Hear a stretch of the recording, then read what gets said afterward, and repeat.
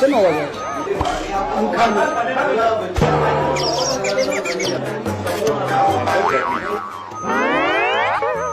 અરે ભાઈ કહું છું, એટલે હજી કઈ વાવાઝોડાની અસર શરૂ નથી થઈ.